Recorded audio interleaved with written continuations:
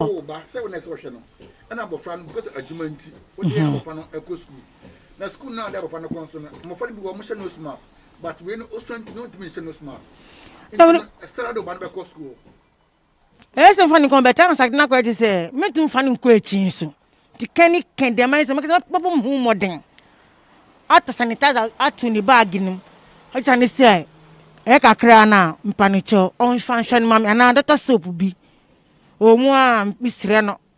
Fanguru no because of ya na abaninti say many time. O family am ka say edin no. Ato am about 3 times say edin. Ene Ghana no. I be on first anka. Maybe a 6 years but ene 3 months kra na eni ko school say kroma ye dintia.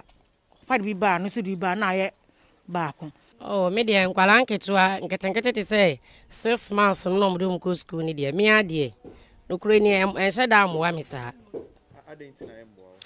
Oh say enye teachers ni nyom nya na wa badaye ma enkwala o. Obon mo oba susuampa. Enso emoja na ni nti oni mo ne de obi ba kwaye ade tanta bi kire na enye obi na wo ho akoma sa wode ebehwe akwala. Me na me ye adwuma wo school bi mo. Obekwa na sebe enokra na yale we ma obekwa na akwala bi sebe ne hwana no wa ha. Obekwa no wagya ne nan na egre bi anu oni anu ode beka. Sa oni mu kasa. Enti senye senya na me sister aka senya blabo aye din pa de me ba 6 months de me ade.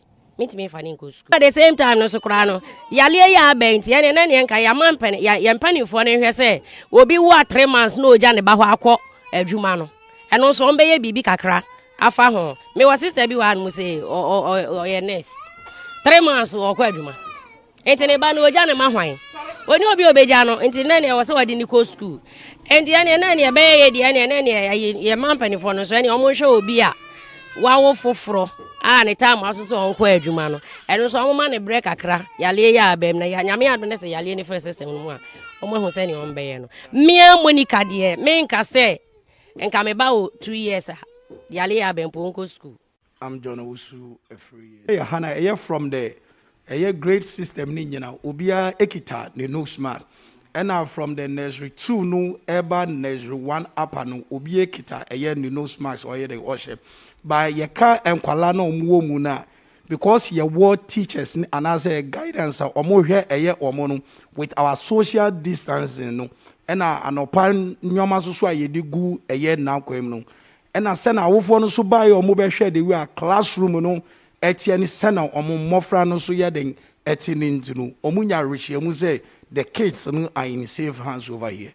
School kro a wo de wo ba no ye den eko entutu ya omudi gu eye akwan mu sena enkwala ne banbo ene omo ho nka so nyoma ye den etie nti se wantimi enhu sa nyoma we nyina wo school a wo pese wo de wo ba ekọ anase because of this covid season ene obetimi enwa jinsa kira se ebia wo bepe school a sa akade ne nyina ye den ewo ho uhu sa nyoma ne nyina de utimi yi wo ba ne ye den ekọ ho no ayo okay nemo emprise ebia due to 1 or 2 things bi no ubeyi akwala ne free school ni mo. My name is Jackie Vedampiao. So if you don't put on the nose mask, do you know what will happen to you? Yes. What will happen to you? If you don't put on your nose mask, when someone is having a coronavirus and you don't know, it can affect you and you can die.